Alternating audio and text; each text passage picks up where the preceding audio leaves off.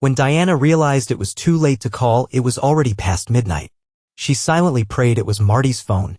Annoyed, she buried her face in the pillow and exhaled a grateful thank you when the call finally ended after 5 rings. Just as she started to get comfortable, the bell rang once more. Disappointed, she cried out in frustration and opened her eyes. "Martin, pick up the phone." Her words were suddenly interrupted. When she woke up, she noticed that her husband was not in their bed. Glancing at the clock, which showed 3:37 a.m., she reached for the phone on the bedside table, wondering at its disappearance. Just a few hours ago, he was by her side when they went to bed. Confused, she answered the phone, muttering, "Hello, who is this?" The voice on the other end asked, "Is this Diana Miller? Are you Martin Miller's wife?" "Yes, of course." "Who am I talking to?" Diana asked. "Mrs. Miller, I'm calling from the emergency department of the North City Medical Center. Your husband was in an accident and was delivered about an hour ago. We have your contact information from the previous incident. Can you come to the hospital right now?" the man on the other end of the line asked. "Oh my God, is he okay?" Diana exclaimed excitedly. "I can't tell you the details over the phone, ma'am. Please come as soon as possible," the same voice replied. "Yes, of course, I will come as soon as possible," Diana replied. She hurried up the stairs where her daughter Dallas was fast asleep.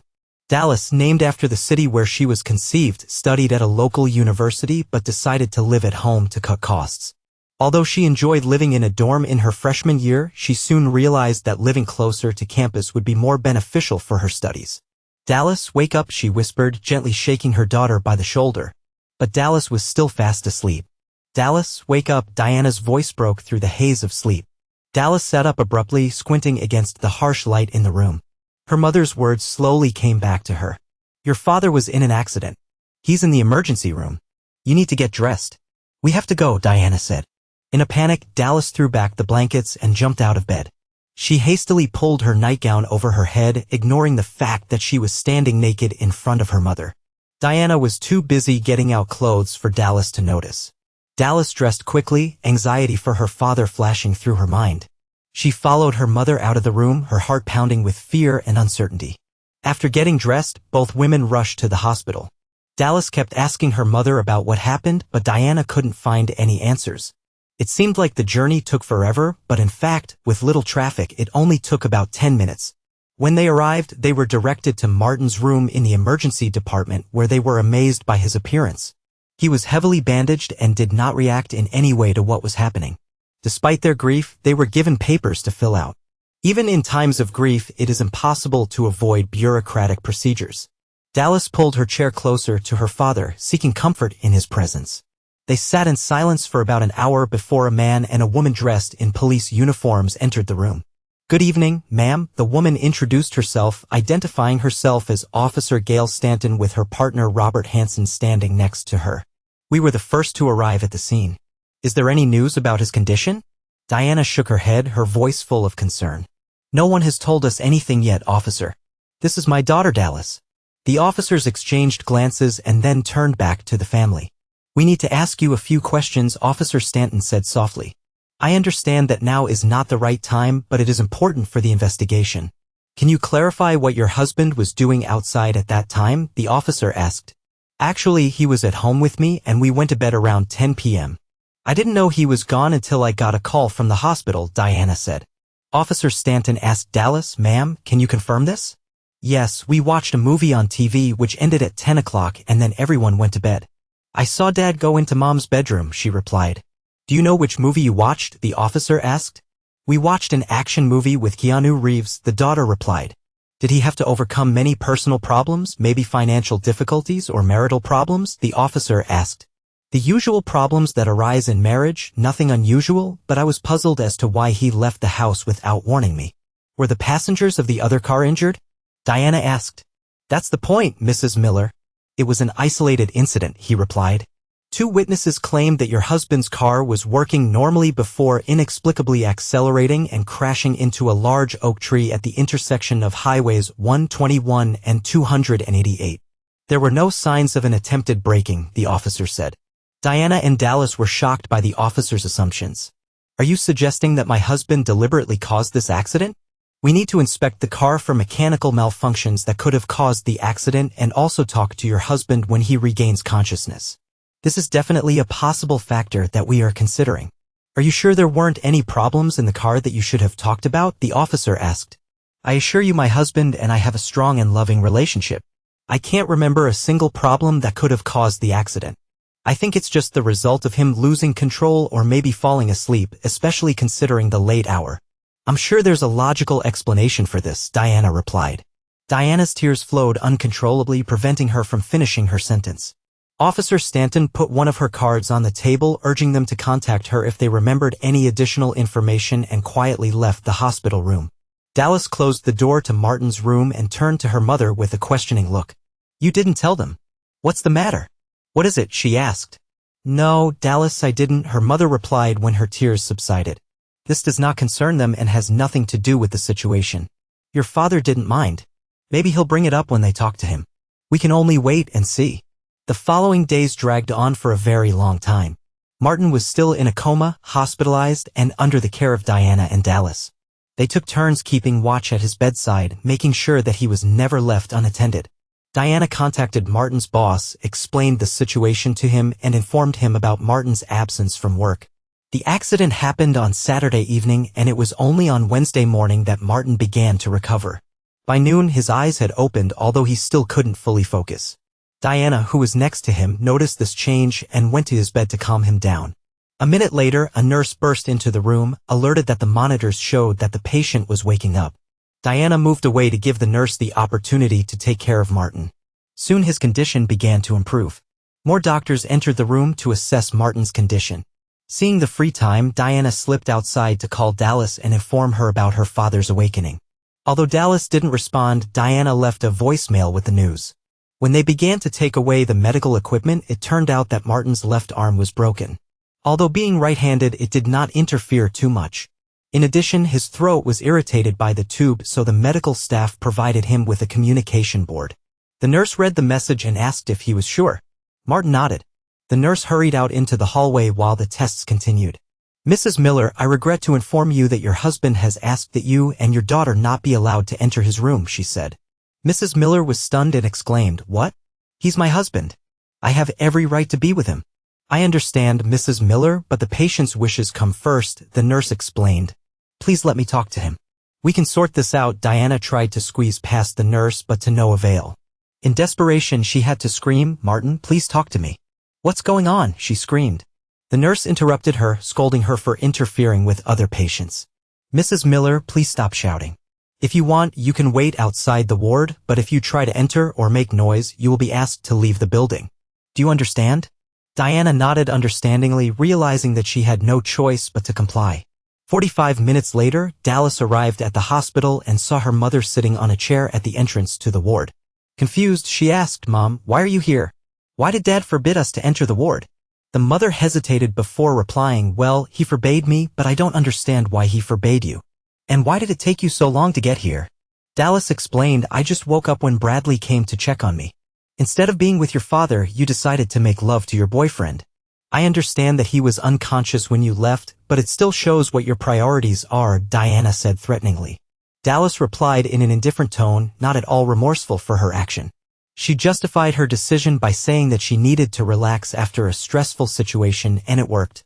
She advised her mother to also find time to relax in this way, but the mother categorically refused this offer, saying that it was not something she would have done.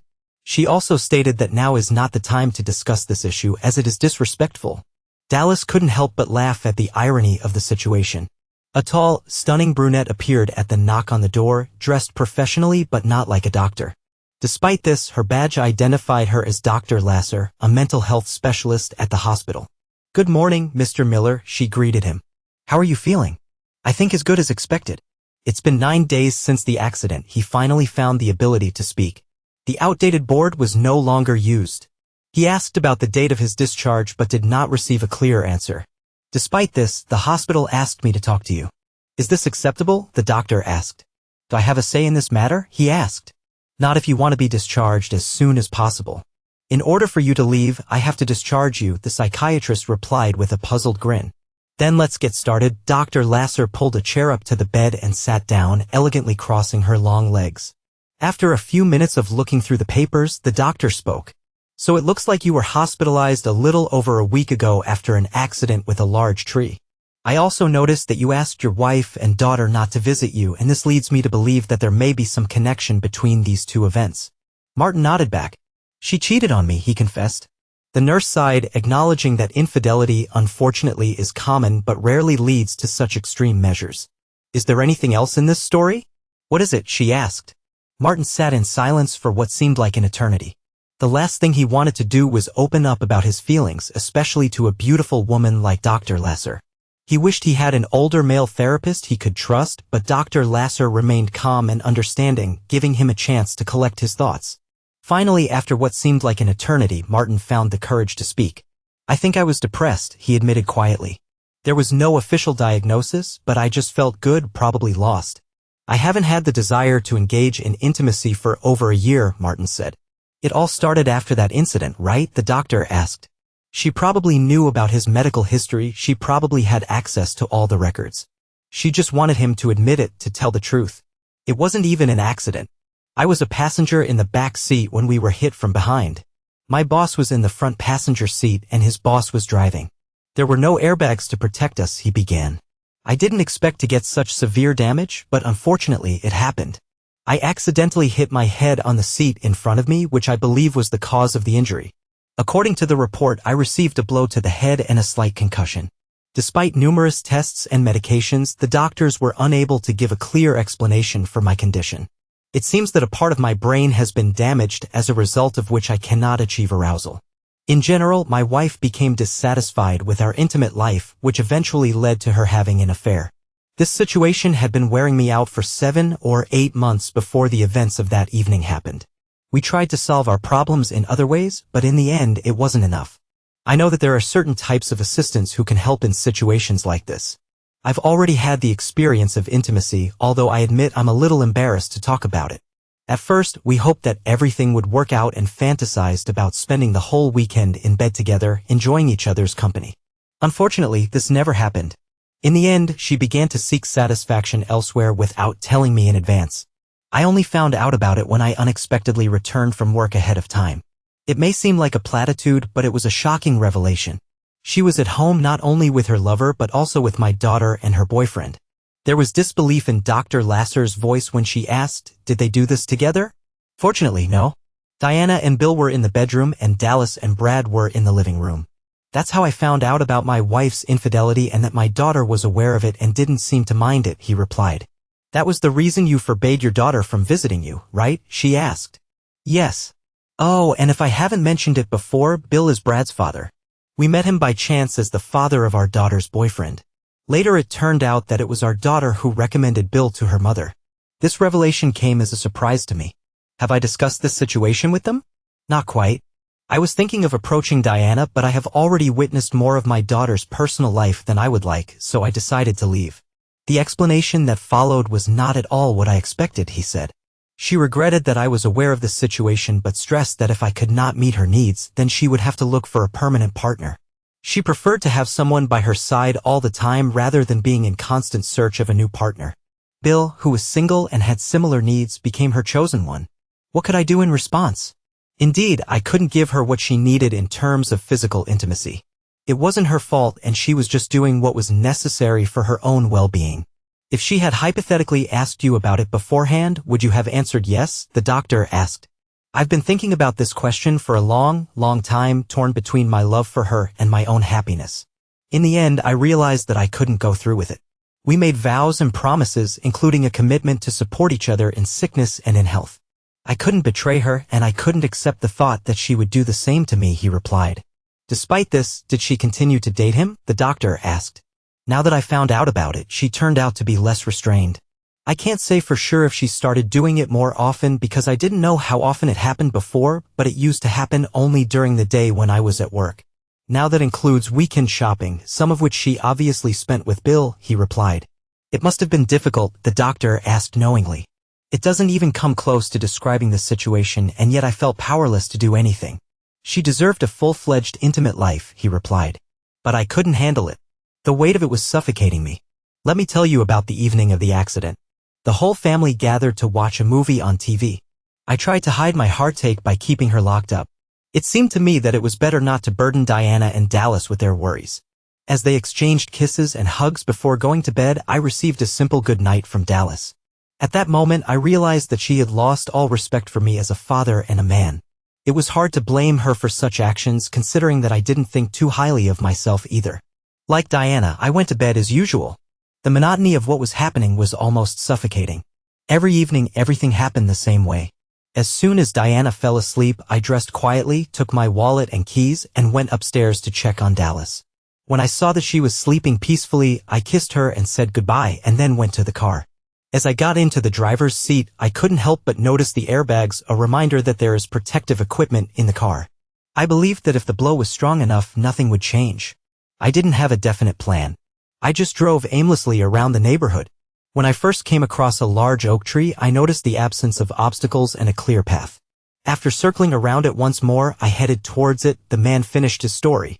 They sat in silence for a few moments, each replaying his story in his head. Finally, the doctor broke the silence. "Mr. Miller, I appreciate your openness and honesty with me. This is quite unusual. I'll give you time to think about what you've shared with me. Is it okay if I come tomorrow?" the doctor asked. "I'm not going anywhere," he replied with a touch of sarcasm. They shook hands, and Dr. Lasser left the room. Martin took his phone, which he had left at home earlier in the evening and which Diana had kindly brought to him despite his protests, and replied to numerous messages and emails. He also informed his boss about the latest developments. Finally, he closed his eyes and tried to rest for a while. When Diana returned home, she tried her best to keep her composure. She couldn't shake the feeling that Marty didn't mind her meeting Bill, as if he allowed it as a sign of his love for her. At first, Diana considered what had happened to be a simple accident, but as doubts crept into her soul, her confidence wavered. She was afraid that the authorities might question her husband, fearing that he would reveal details of her relationship with Bill. The police did not contact her again, deciding that extramarital contact was technically not a crime. Perhaps they decided it was an accident and closed the case. Anyway, she didn't care. And if there was, she couldn't remember, and she certainly wasn't going to refrain from physical intimacy just because someone had falsely accused her husband's boss. This was not the life she had agreed to, and she certainly wasn't going to agree to it right now.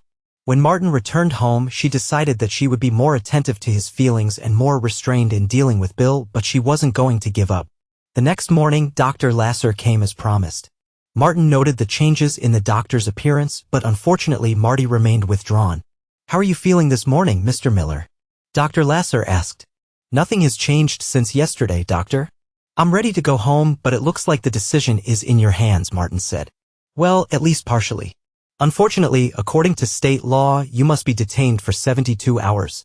The countdown started with yesterday's conversation, so we have a couple more days, but the food here is not too terrible." They giggled together. "I'm glad to see that you don't lose your sense of humor," she remarked.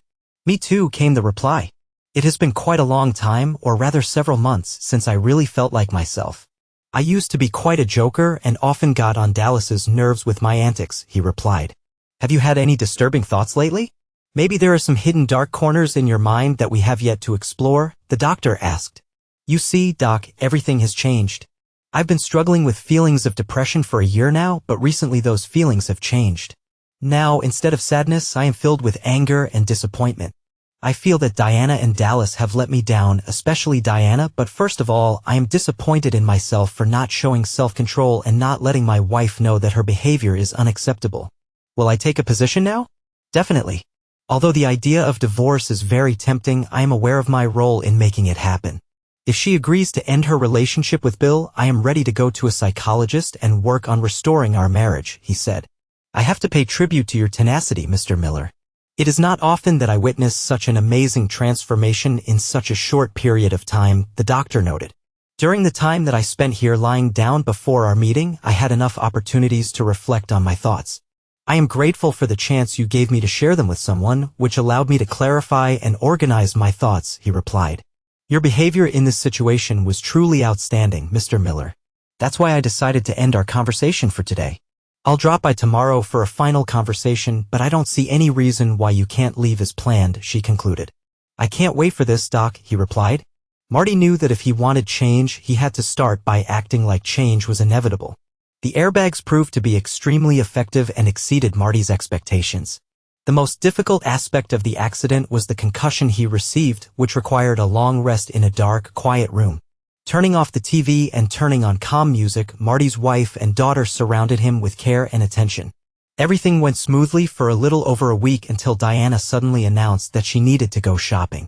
"No," Martin replied calmly. "What do you mean no?" Diana asked in disbelief. "There are basic necessities, including your healing creams. Make a list for Dallas to go in your place," Marty ordered. "Why are you dragging me into this, Dad?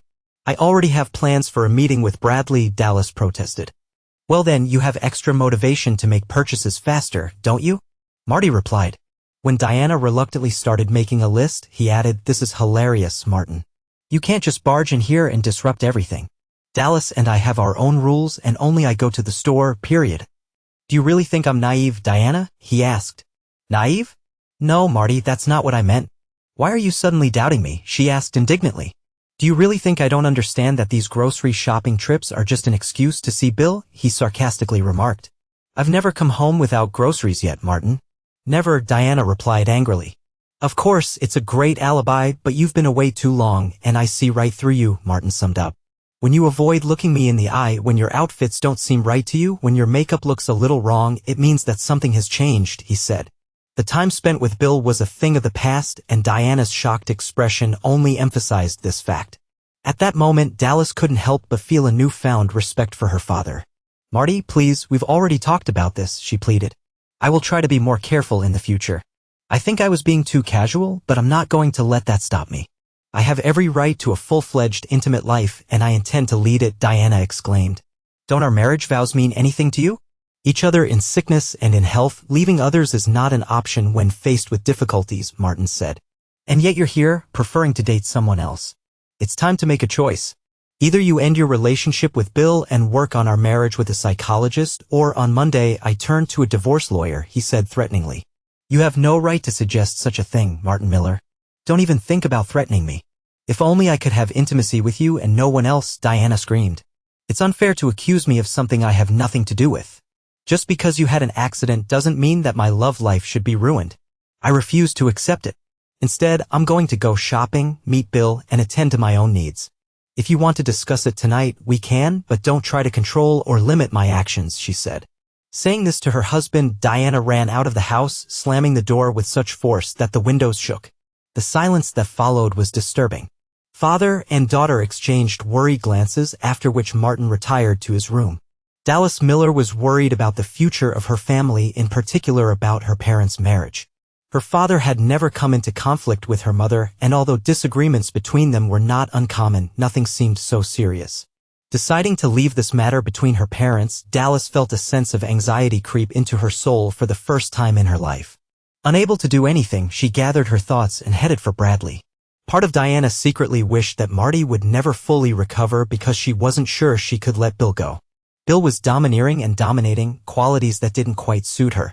He acted without hesitation, unlike Marty, who was always a gentle and caring person. At dusk, Dallas returned home and found her father resting in his room. A dim light coming through the slightly ajar bathroom door caught her attention. It dawned on her that her father must have turned on the light because none of the lamps in the room were so dim. "Dad," she whispered. He had his back to her, but he answered without turning around. "Dad, I'm really sorry." Her words seemed to pierce his thoughts as he slowly sat up in bed and finally met the gaze of his daughter, who was crying quietly in the doorway. "What do you want to say?" "What is it?" he asked, confused. He stopped using the affectionate nicknames he usually called her after he found out that she had helped her mother find a new partner. Even if she was crying, he didn't dare to do it now, feeling like it was all a trap. Dallas came over and stood at the foot of the bed, apologizing for her actions. She explained that she was just trying to help her mother, who was upset about his situation. Their gazes locked for a moment, confirming each other's unspoken understanding. Bradley's father was grieving the loss of Mrs. Coy. Bradley confessed to them that he constantly thinks about her and longs for her presence. It was natural to assume that they would be able to find solace in each other's company, but at that moment it dawned on them they had never thought about how their actions would affect another person. Wasn't that the reason for their actions that night? Marty was stunned by his daughter's unexpected reaction. He couldn't help but wonder if this was all just a ruse, but decided to take her word for it. If he is eventually caught off guard again, insulted, or betrayed, he will have to put up with it, but deep down he felt relieved. He struggled with his own emotions, unable to do what he desperately wanted to do. When their eyes met and they exchanged fleeting smiles, Marty assured his daughter that the past was behind them. He swore that he would never allow himself to be plunged into this darkness again. I really hope so. I'm relying on you. Are you thinking about leaving Mom? Dallas asked. I haven't made a final decision yet, dear, but it seems inevitable if she doesn't break up with Bill. Let's keep this between us. She has to change on her own, not because she is forced to, Martin asked. Okay, Dad, I'm going upstairs. Oh, I broke off my relationship with Bradley today. Marty tried his best to hide a smile. He had never approved of this guy, and it was amazing to hear that she had fallen out of love with him. Why? Marty asked, intrigued by the sudden confession. Dallas started to explain, but then hesitated, searching for the right words. Because my dad once told me that Bradley wasn't good enough for me, and now I see that he was right. I realized that my father was right in many ways. A grin spread across Marty's face when he saw his daughter growing up in front of his eyes. Dallas walked up to her father and hugged him tightly in a moment of awareness and gratitude. It dawned on them that these hugs were the first in a long time. Eventually, they let go of each other, exchanging smiles, and Marty watched as Dallas quietly left the room and headed upstairs. As soon as Marty heard the click with which the door closed from the outside, the warm feelings that had gripped him disappeared. He lay down again, closing his eyes. Soon Diana came into the bedroom, having taken a shower at Bill's. Marty advised her to come back after the shower so she wouldn't smell like another man. Can you help with the groceries? She asked. Marty jokingly replied, Are there any products there at all? Yes, Marty, I told you I was going to go grocery shopping, and I went, she replied. Marty took the bags out of the car and put them on the table, noticing that there were no chilled or frozen foods in them. He found a receipt with a timestamp indicating that she had left the store almost 2 hours ago. Marty realized that she had been shopping before meeting Bill. Despite the fact that he had expected this, the evidence he saw still amazed him. He silently put away his things and retired to the bedroom, wondering if it was worth investigating the situation. Diana had made her plans clear, and now he had to decide what to do. Something had to be changed. Do you want to discuss this further? His wife asked. It was obvious from her tone that she did not believe that this would change anything. No, Diana, you've made your position clear, he replied. Diana gave up. She treasured her husband and did not want to lose him. He was not only her spouse but also the closest person she loved to spend time with the most. Given the circumstances, she did not think that seeking her own intimate satisfaction was the right decision. Diana knew there was going to be a problem, and she wanted Marty to come to his senses and see it too. She nodded in satisfaction and went to the closet to choose an outfit. She was thinking about resuming intimacy with the husband she missed so much, but today was not the right time. When she was getting ready for bed, Marty was already asleep, or at least that's what she thought. Diana was furious when the divorce papers were filed. Marty, being prudent, sent them home and stayed with Dallas, staying in the guest room upstairs next to Dallas's room. Despite the fact that Diana was against the divorce, Marty hired a fierce lawyer who put a lot of effort into defending his interests. Anticipating Diana's next move, Marty took precautions and decided to be prepared for any further attempts on her part. The consultations began the same week the paperwork was filed, and Marty turned to a reputable psychologist. The psychologist confirmed that Marty was no longer at risk, and the judge agreed with him. The quarrel could have continued, but Dallas intervened just in time to prevent Diana from causing even more harm. Dallas reminded her mother that Diana's needs should not be above the vows and promises she made. Life is not always fair, but sometimes the right things went out. She had to support her husband and endure his suffering by his side. Dallas stressed that any further resistance would permanently destroy their potential mother-daughter relationship. Diana, faced with the prospect of losing both her husband and daughter, was forced to abandon her objections to the divorce. Their house was sold, and Marty agreed to pay child support for several years, hoping that the court would appoint them regardless. Diana found a 2-bedroom apartment near her work and moved into it. After the divorce was finalized 8 months later, Martin was able to work full-time, but the bitterness of the divorce remained. Bill made it clear that his relationship with Diana was over. It turned out that he had several other women, which made Diana lose her attractiveness now that she was no longer married. Dallas continued to split time between both parents while attending college. Over time, Diana began to pose as a victim and continued to blame Marty for the divorce. Once again, Dallas heard from her mother that if only Marty had been more understanding. She raised her voice at her mother, doubting that she was thinking about their father's feelings. Marty entered the dimly lit club around 10 o'clock on Friday evening, seeking to escape from the confined space of his house. He was just looking for a brief moment of pleasure. After ordering a rum and coke at the bar, he looked around the room and noticed a woman at the opposite end who seemed familiar to him, but he could not remember where he had seen her before. She was sitting with an almost empty glass of wine in front of her, her dark brown hair cascading down her back. Her dress was revealing, barely covering her breasts. Marty studied her carefully, and memories came flooding back. A smile played on his lips as he raised his glass and walked towards her. As he approached her, she raised her head and met his gaze. "Dr. Lasser?" he asked uncertainly. She looked into his eyes and studied his face for a while before showing signs of recognition. Marty began to doubt himself, wondering if he had mistaken her for someone else. "I'm leaving Dr. Lasser in the hospital. In the real world, my name is Vicky," she replied. "It's been a long time, and I'm sure you communicate with more patience than I do with experienced psychologists," he joked. "I remember names better than faces," she replied. "Well, my name is Martin Miller," he said. Vicky thought about that name for a moment while Marty waited for her to admit defeat. He was watching her closely. He could have sworn he saw a spark light up in her mind. "Ah, Mr. Miller. An unfaithful wife and a sudden encounter with a tree, if I remember correctly." "You remember correctly, and I'm surprised. We only talked a couple of times almost 2 years ago. What a coincidence. Would you like to join me?"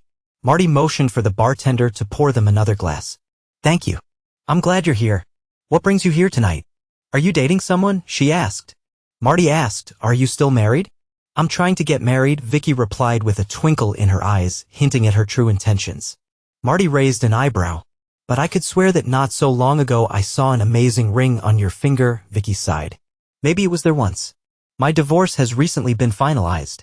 I wore rings in a vain attempt to save my marriage, but it was clear that my ex-husband had other interests, for example, a young cashier and her friends." "And how are things in your marriage?" Vicky asked. "I'm sorry to say that I failed," Marty replied. "God, are they still a couple?" she asked. "This may shock you, but I haven't followed my wife's relationship since the divorce."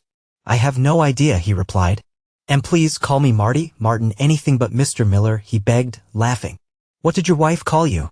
Vicky asked. "Marty or Martin," he replied. "Would you like to dance?" Martin asked, asking the bartender to keep an eye on their drinks.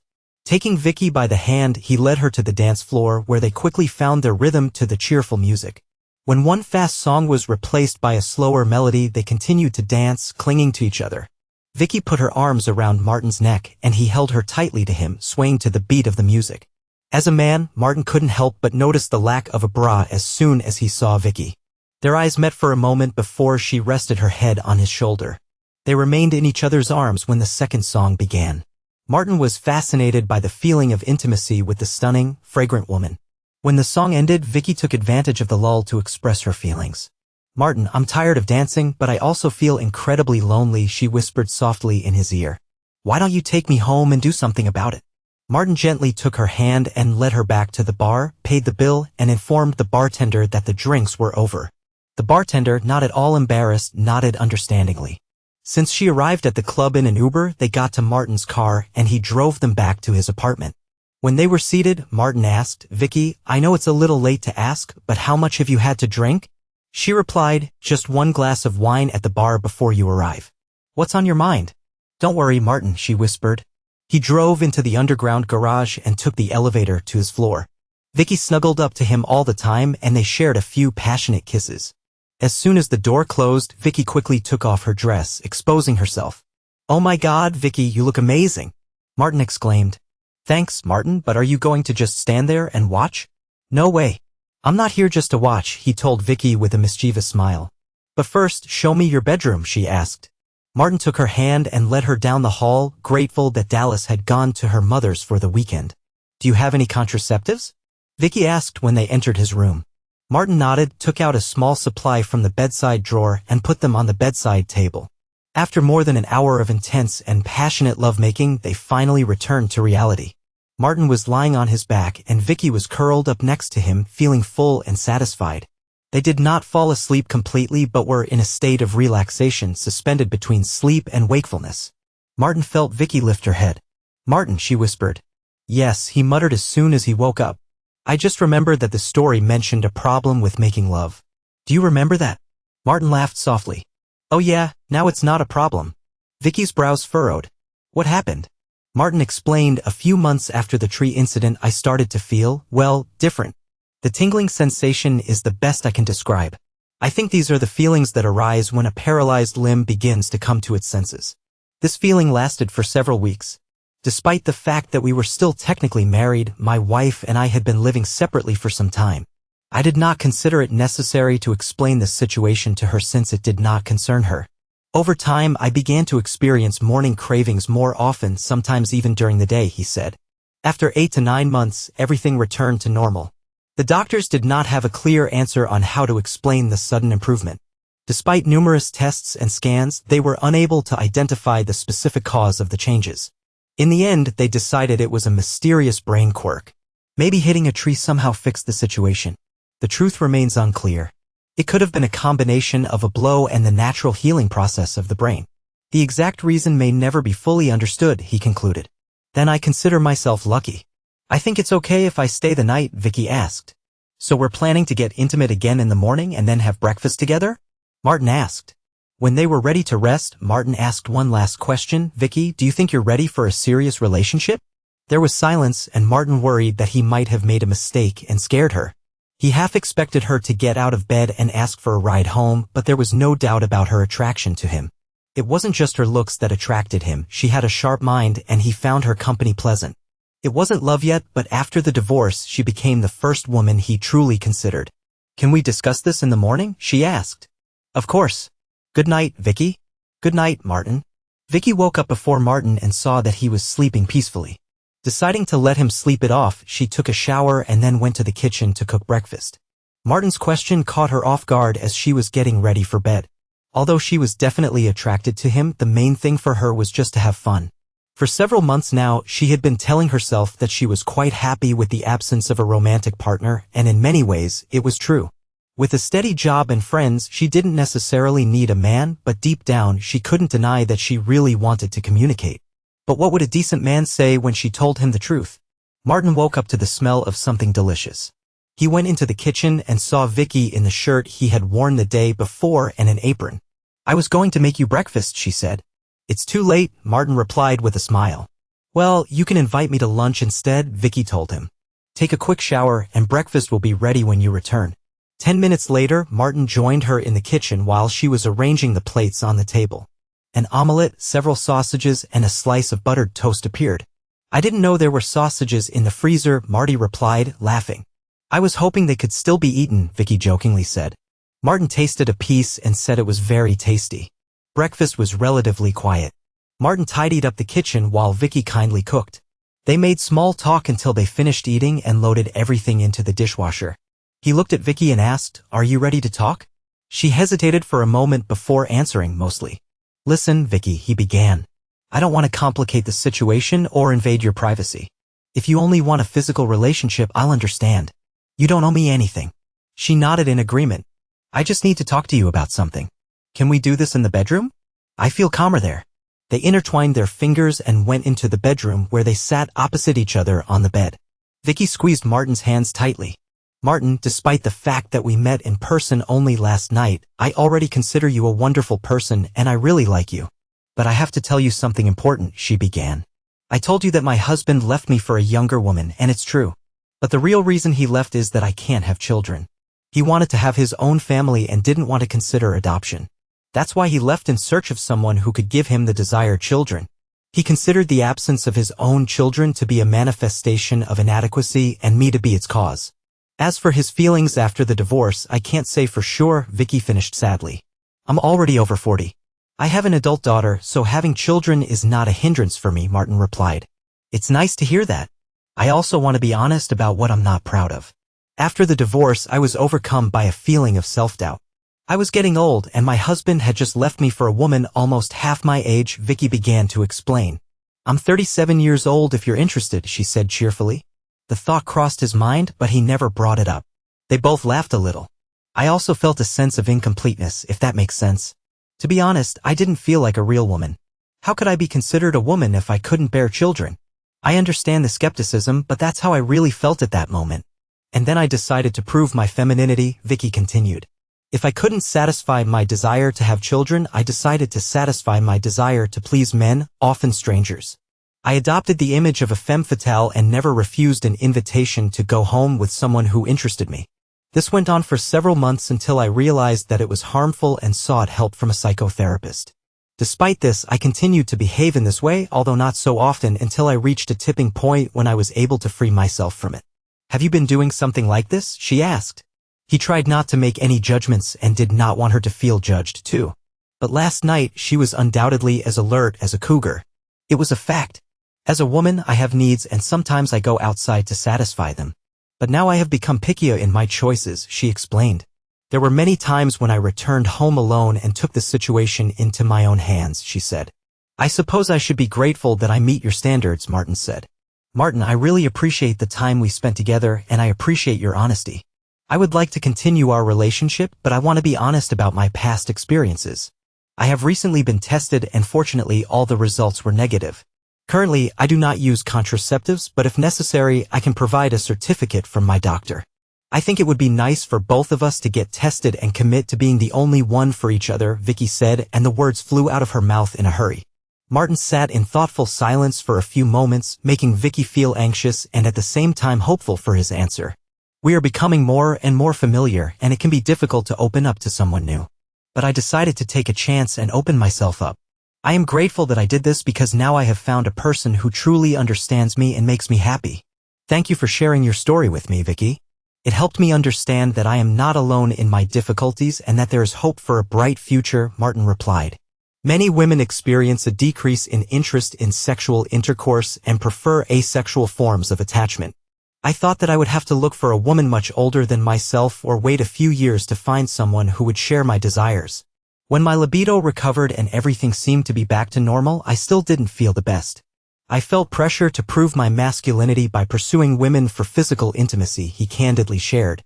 "I used to have a pretty high opinion of myself and considered myself quite a ladies' man. I was no more selective than anyone else. I've had a lot of women, I've had casual relationships without much thought, but in the end, my luck ran out when I caught an unpleasant illness and had to admit to the doctor that I didn't even know the names of my intimate partners. While undergoing therapy, I began to think about my actions and behavior," he continued.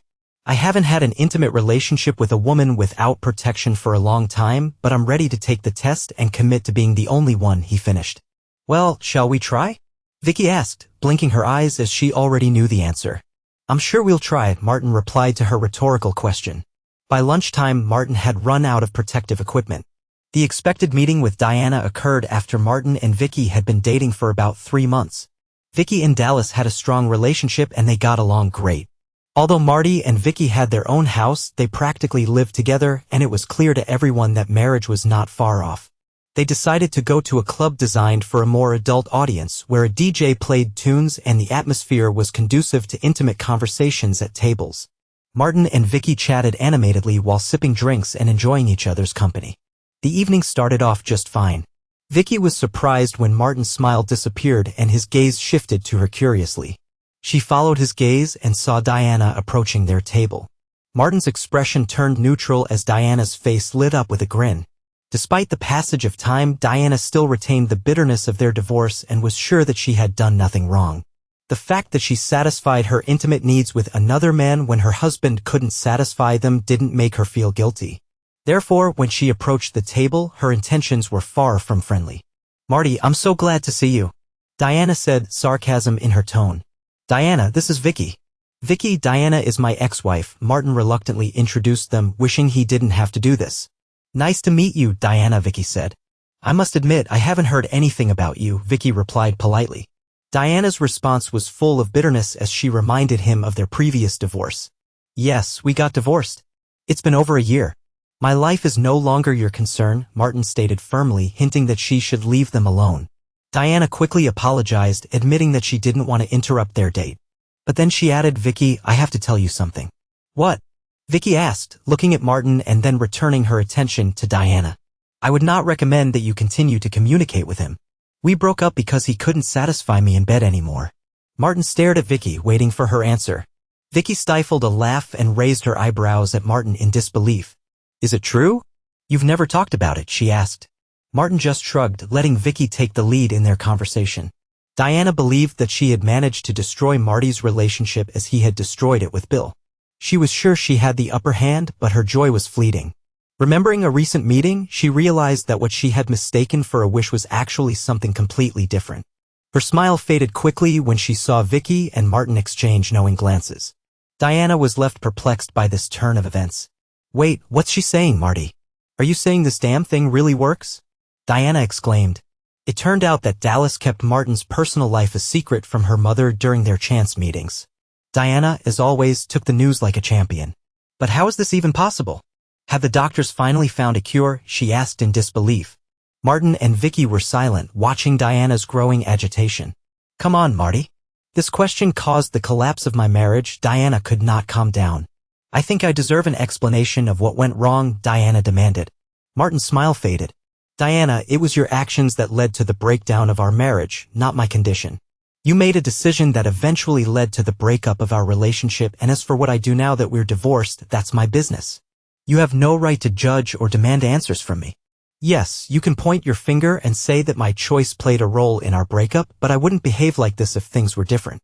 Diana, something unexpected has happened. The doctors believe that all the problems that I had after the first accident just need time to heal.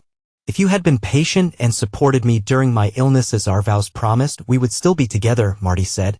Diana was speechless, stunned by such a revelation. "I can't believe it. Maybe it's a gift from God," she whispered. Martin shook his head. "He just wants us to keep our vows," he said quietly. Diana's eyes sparkled as she asked, "Do you think so now?" Martin hesitated before replying, "No way. I absolutely don't think so." Diana's expression softened and Marty asked, "Could you leave us alone for the rest of the evening?" After a moment's thought, Diana met Martin's gaze and confessed, "You were right, Marty. I made a mistake. I was selfish and I didn't have the foresight. I should have been more persistent. I ruined a happy marriage. I deeply regret my actions." Diana hurried away, leaving the table behind. Martin and Vicky watched her disappear from sight, and a feeling of pity died in their hearts. Martin then turned his attention to Vicky. "Shall we dance, my love?" They also watched as Diana spent the whole evening looking for a companion for the night. At the end of the evening, she left with a gray-haired man who was clearly 15 years older than Diana. It was clear that Diana was having a promiscuous sex life. 6 months later, Martin and Vicky exchanged vows and tied the knot. Dallas had to deal with Diana's paternal problems. As it turned out, Diana was diagnosed with breast cancer, which greatly worried Dallas. Of course, Marty comforted his daughter in the hope that everything would be fine with Diana, but deep down, he realized that this was karma that befell a lying and evil woman. Story 2. My name is Tom, and my beautiful wife is Linda. At 165 pounds, I may not be the biggest guy, but I have my advantages. We first met as students. I was 23 and she was 21 while getting a double degree in economics and accounting. I served in the army at the same time. Linda, on the other hand, got a degree in biology. Although my military service did not always bring me to areas of intense combat, it was still fraught with danger. Our unit was assigned to single missions, which added an additional level of risk to our responsibilities. We often had to punish those who tried to feign friendship. In fact, we were the security forces. My experience was in strategy development and hand-to-hand combat. By the age of 25, I had completed my studies, after which I left the army. 2 years later, I married Linda. We had 2 daughters in 4 years. I carried out my professional duties from the comfort of my home, supervised the financial affairs of various local businesses, and was engaged in sales. Linda, on the other hand, devoted herself to taking care of our children. But as our marriage crossed the 10-year mark, she became more and more preoccupied with various obligations. She got a job at a nearby laboratory associated with the university. Since both of our daughters were in school and I was working from home, she was able to return to her favorite job. We lived in the same house I grew up in and which now belonged to me after I bought it from my parents when I was in college. Performing various military tasks, our unit received a reward, which we divided into 10 equal parts, providing me with the funds necessary to make the necessary purchases. At the end of February, my neighbors and I planned to go to dinner and dance at the club. There were 8 of us, and we agreed with the nanny that she would look after the children at night. Linda and I decided to book a room at the hotel adjacent to the dance club. She looked amazing that evening, 5 feet 6 inches tall, slim figure, wearing a beautiful blue silk dress. We were enjoying a delicious dinner and dancing merrily in the club when suddenly a group of 6 people appeared. A tall blonde man named Mark Stevens attracted the attention of all the women at our table. He was a professional midfielder for the local team, and he was accompanied by a charming blonde with a noticeable wedding ring. They danced together, as a result of which our friend June told us that she was a cheerleader for the team and was engaged to Stevens. As the evening wore on, Stevens started glancing at our table and eventually headed towards us. He asked Linda to dance without looking into her eyes. When I tried to stop her by putting my hand on her shoulder, she just got up from the table and went with him. She didn't even look back at me, and I felt upset. My irritation increased when during a fast dance, Linda easily moved into Mark's arms for a slow dance. I got up and walked past them to the bar. The women at our table didn't approve of what I did, but I did it anyway, knowing that Linda didn't seem to care much about it. I was sitting at the bar, sipping coffee, and didn't notice how they finished their slow dance. Linda returned to her table and I stayed where I was, watching her look around the room until her gaze settled on me. A hint of concern flashed across her face as she took a seat next to June. I walked over to them, forcing both women to stand up. "Did you like it?" I asked, feeling a little regret that I hadn't joined them. "I'm sorry if I seemed strange to you," I added. June calmed me down. "It was just a random dance, nothing to worry about, Tom." "It seemed insulting to me," I muttered, sitting down in an armchair. Linda announced, "June and I are going to the ladies' room. We'll be back soon." They left, leaving me. Mark left too, but without the blonde. June returned alone. "Where's Linda?" I asked. She replied, "Linda is no longer here. She left with Mark." Shocked, I rushed outside just in time to see Linda get into a red Escalade and drive away. When I returned to the table, June was engrossed in conversation with the others. "Did you all know what she was doing?" I asked June in a slightly accusing tone. "Tom, you have to leave her overnight. She'll come back to you tomorrow," she insisted. But I was firm in my answer. "No, I don't need her to come back. Tell her about it when you talk to her." My statement caused a wave of disbelief and protest at the table. It seemed that everyone had decided that I was too harsh. Pleased with their reaction, I snapped back, "I don't want to have anything to do with you anymore. You all knew, but no one bothered to warn me. Maybe I can step in and stop her from making that mistake now. She's risking losing everything for one night of passion." As I approached the reception desk, I noticed a blonde woman sitting at a table with a group that had arrived with Stevens. She seemed to be crying. I went up to her and asked if she was his girlfriend. She confirmed that she was but is no longer. Curious, I inquired about their whereabouts, and she informed me that they had gone to their house on Cherry Lane. She said he promised never to cheat as soon as they got engaged, which made the situation even more heartbreaking. "Excuse me, was this woman your wife?" the blonde asked. Was this the main word in my question? "He said he would finish with her in the morning and then take her home," she replied with tears in her eyes. He seemed to enjoy showing off his conquest. The other 2 men seemed offended by his behavior. I didn't pay any attention to them. I handed her my business card and asked her to contact me. She smiled, but there were tears in her eyes. I left, taking my coat but leaving Linda's coat. Leaving Linda's suitcase, I took mine and left the hotel. As I drove home, memories of past military experiences flashed through my mind, reminding me how important it is to have a plan. Regretting that I hadn't thought about it before Linda left, I parked the car in the garage, activated the security system, and took out a long-forgotten rope from the basement. Determined, I climbed the stairs, ready to put my plan into action. I undressed and started running up to the 2nd floor. I took with me black underwear, a hoodie, dark gray sweatpants, worn sneakers, and 2 pairs of gloves. I also did not forget to take a balaclava. After changing my clothes, I went to the attic with a rope in my hands. I tied it securely to a beam, as I did when I was a child, and climbed out through a narrow window. I carefully climbed down the side of the house. Once on the other side, I saw only a dense forest. Without hesitation, I ran to it and easily jumped over the side fence, going down the path to the workshop. I entered it and packed a backpack with spare wool socks, a penknife, and an old hand axe hidden in my toolbox. After packing everything in my backpack, I got on my bike and started pedaling towards the river, driving through a dense forest along the way. After crossing the bridge spanning the river, I continued driving towards Cherry Lane. On the way, I noticed a house decorated with a statue of a football player and a red Escalade parked in front of it. Armed with an axe and a knife, I jumped over the fence and raced to the parked SUV. With a quick swing of the axe, I smashed the passenger side window, setting off the alarm. Hiding behind a post on the porch, I waited for my target. Soon, the porch light came on and the door creaked open. Taking advantage of the opportunity, I hit an unsuspecting man on the head when he went outside, armed with a semi-automatic pistol. He fell to the ground, dazed and disoriented, and I watched as he tried to crawl away. I delivered a powerful blow with both hands. After that, I quickly closed the front door behind me and then turned and ran away. After jumping over the stone wall, I returned to my motorcycle. I packed my things, including the axe, knife, gloves, and shoes, into a backpack and zipped it up. Having gathered everything I needed, I jumped into the saddle and rode to the river. When I reached the bridge, I stopped and threw my backpack as far as possible into the river, watching it disappear into the distance. It had rained the day before and the current was swift. I rode up to the house on my bike, making my way to the workshop through the nearby forest. When I entered the house, I took off my socks and changed them for fresh ones. I washed the handles and pedals of the bike with an ammonia solution and wiped them thoroughly. After that, I ran outside, jumped over the fence, and climbed onto the roof of the house. It turned out to be more difficult than expected, but I successfully climbed through a small window. I pulled the rope and tied it up. I wiped the windowsill with a rag, then took the rope and headed to the basement. I took off all my clothes as well as my mask and gloves, throwing them into the washing machine. After a thorough shower in the basement bathroom, I washed everything twice. When I was done, I changed into gym shorts and went back upstairs, leaving the basement door ajar to warn that the washing cycle was over. I changed into the clothes I had worn to the club the night before and went to the basement to put them in the dryer.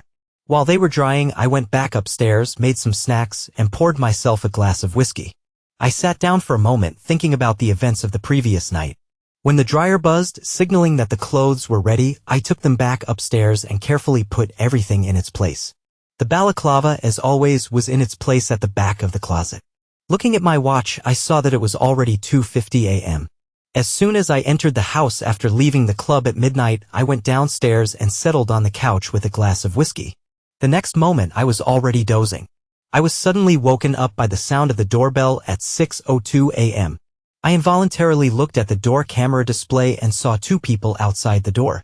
My heart started pounding when I realized it was the police. The doorbell rang again, forcing me to get up and open the door. "Who are you? You both look like cops," I asked. The man replied, "I'm Detective Asper." "This is Detective Logan," the woman said, showing off her badges. I made a hesitant expression. "Is that Linda? Has he offended her?" I asked anxiously.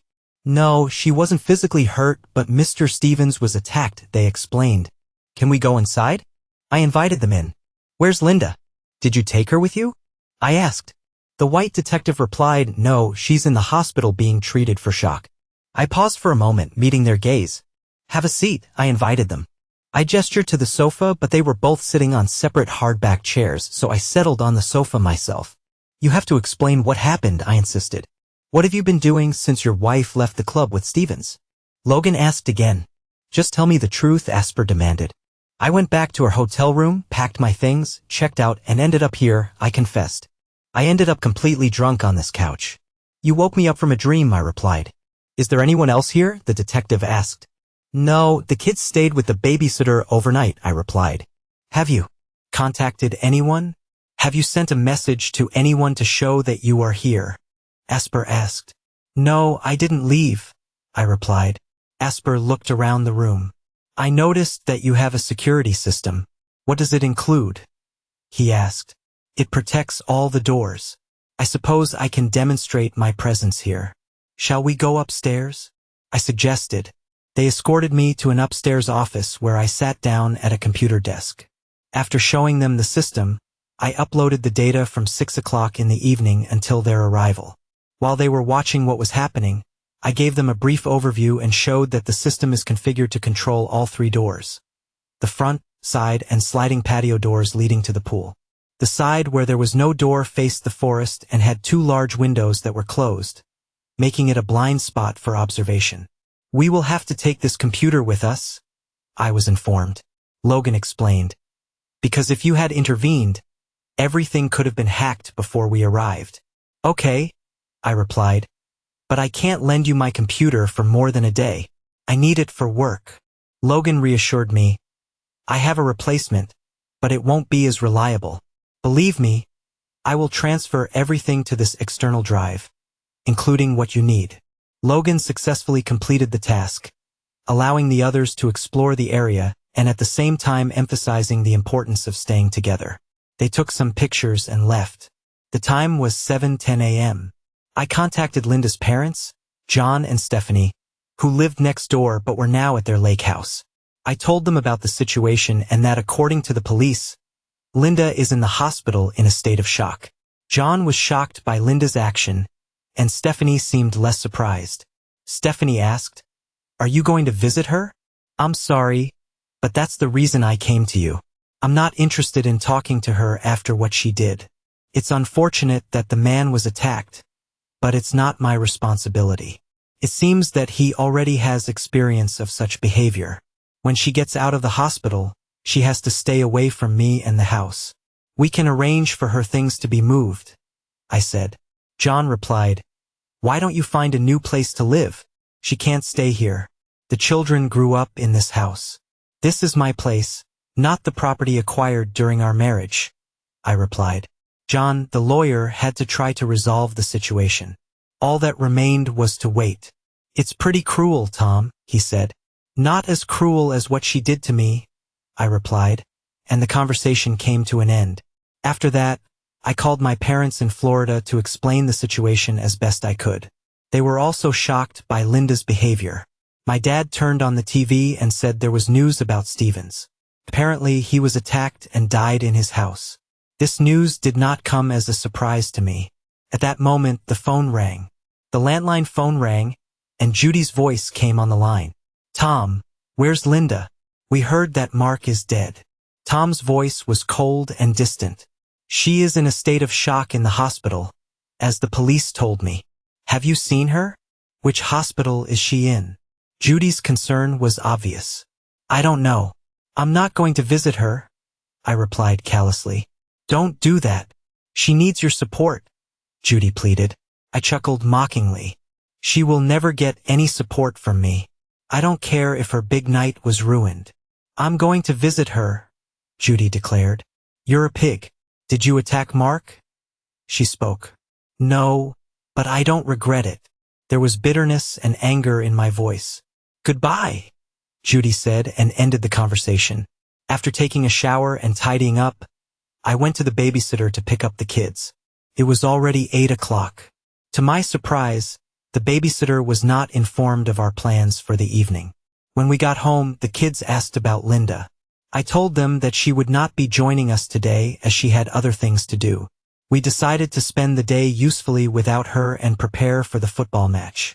I took the children to the football complex for games at noon and at 1:30 p.m. I felt pretty calm watching the girls play. Michelle, the youngest, was very sweet, and Laura, although not so friendly, put in a lot of effort. It was a good workout for both of them. After the game, we ate ice cream and went home. After checking my mobile phone, I saw that there were several messages waiting for me.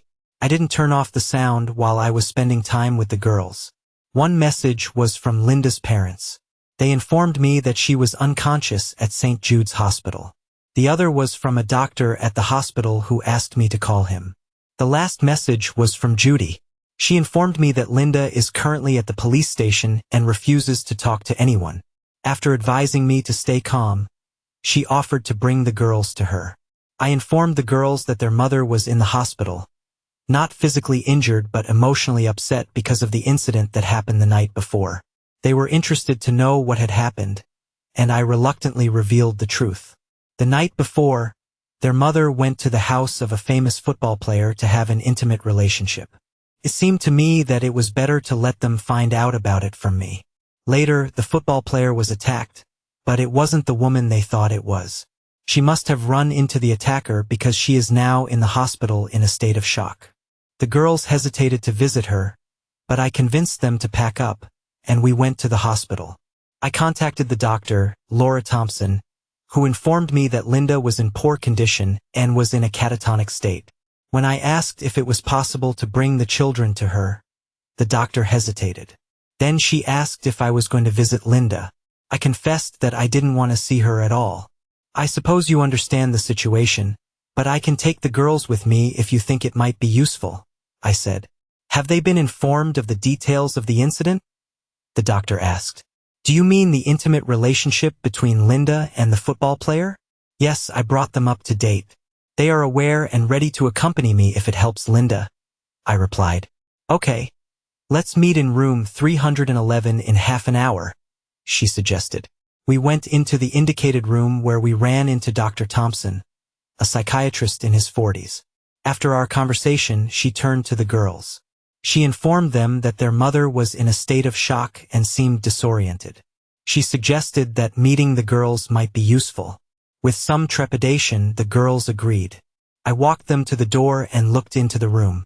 Linda was sitting on the bed, fixated on the cartoons that were being shown on TV. The girls timidly approached her. The eldest, Laura, reached out and gently touched her hand, calling her Mom. Michelle followed suit, but Linda didn't react in any way. Michelle started crying. When I approached her, I hugged her and looked at Linda, who remained impassive. Taking Laura by the hand, I led them to the exit. We did everything we could, I said. Will she ever wake up? Laura asked. Of course someday, I assured her. Perhaps you will be able to visit her again soon when she comes to her senses. But what if she never wakes up? Michelle's voice was trembling. She'll wake up. I believe that, I replied confidently. This may not happen soon. The doctor assured the girls that he would inform them when she regained consciousness. When we drove away from the hospital, both girls were in tears. I couldn't help but doubt my decision to take them with me. I just wanted to visit Linda and hoped that their presence would calm her down a little. Despite my initial anger at her infidelity, I never wished that on her. I felt guilty for my reaction, although it deserved certain consequences, but not to this extent. Tears streamed down my face as I led them to the kitchen where I was cooking scrambled eggs and toast. I pretended that I needed their help, knowing that if I gave them the opportunity to control the situation, they would become more compliant. After arranging a movie for them, I retired to my office to call a friend who was an experienced public defender. I was hoping he could shed some light on what was going on at the Stevens house after I left. Despite his abilities, he informed me that getting police reports would not be easy, but then a revelation dawned on him. There were reports on the mileage of ambulances in the public domain. I asked him to look into it, and we ended the conversation. I settled down in the living room and watched a movie, thinking about the possible consequences. An hour later, my lawyer friend called me back. He informed me that he had sent me details about the ambulance call. I informed him about the unexpected visit of the police. He assured me that if the security system is not showing any activity, then I probably have nothing to fear. He also mentioned that the police might get a search warrant or want to talk to me again if necessary. He advised seeking the help of a lawyer. Although at first I didn't think I needed a lawyer, I decided to contact him after I read the ambulance report. The police found Linda next to Stevens, covered in blood and wearing only a thin robe. In her frustrated feelings, she repeated, "No, no, no." The police helped her get into an ambulance because she did not react to what was happening. During transportation to the hospital, a policeman rode next to her and asked if she had seen who committed the crime, but she did not answer. The lack of reaction upset me and raised fears for her recovery. I had already researched post-traumatic stress disorder to understand its essence. I studied the catatonic state caused by shock and found that although people usually recover, they can continue to suffer from post-traumatic stress disorder for a long period. Joan Drake, a lawyer, made an appointment for me at 9:30 on Monday morning and gave me her mobile phone number in case the police arrived earlier, which in the end did not happen. On Sunday, the girls and I spent the day fooling around and trying to assure them that Linda would be back and would still need our support. Personally, I couldn't help but wonder what her reaction to me would be after she returned. I was sure she hadn't seen anything special, and if she had, it was most likely a man in all black and wearing a mask. But there was still the uncertainty that she might suspect me of some kind of misconduct. I just didn't know for sure. I did not believe that she knew in advance about my possibilities to commit the act that I had committed. On Monday, as usual, I drove the girls to school and closely followed the local news reports about what happened to Stevens. Although Linda's name was not specifically mentioned, it was reported that Stevens was in the company of a married woman when he was attacked near his home. The police were alerted by a neighbor who heard Linda's screams for help. Until this moment, I never thought that Linda would suspect me of such a disgusting act. No one but the authorities connected Linda and me to this crime, but I had a feeling that things would change soon. Joan Drake, a stylish blonde in her 40s, looked nervous, just like my friend said. I told her the whole story from the beginning and handed her a copy of the ambulance report. She was stunned and looked at me in disbelief. I met her gaze and calmly informed her that the police had received a copy of the CCTV footage. When I returned home, I found that no one had entered or left the house before the police arrived. I asked the interlocutor to return my computer to me, as I needed it for work. After I paid the advance, I heard her calling the police station and talking to Detective Asper. "Hello, Detective," she said. "This is Joan Drake. I'm calling about Tom. I want to know if I can get his work computer back." The answer was a simple no. "I suppose you've had enough time to check out the possible options," she said. As expected, there were none. "I'll have someone come and get it from you tomorrow morning," I suggested. "Don't worry, I'll get someone from the office to handle it," the detective replied. But I intervened, volunteering to take over the case myself. She nodded in agreement, confirming that I would do it. After finishing the conversation, I assured her that I would not talk to the authorities and would keep my phone handy to record all conversations if necessary. With that, I left. After lunch, when the girls returned from school, they immediately inquired about Linda's condition. I informed them that I had already contacted the doctor, but unfortunately, there were no noticeable improvements. They focused on doing their homework, after which we decided to order pizza for dinner. Jokingly, I said that if their mom didn't come back soon, then I would have to improve my cooking skills. This made the girls laugh because they knew that I had never cooked at home before. Later, when Laura's sister came upstairs, Laura surprised me by asking if I could forgive their mother for her infidelity. I hesitated, not knowing what to say. All I wanted at that moment was for my wife to get better. But then my thoughts were interrupted by the ringing of the landline phone. "Mr. Jude, this is Jim Bima from the Tribune newspaper," he said. "We have information that your wife Linda was with Mark Stevens when the attack was carried out. Can you confirm this?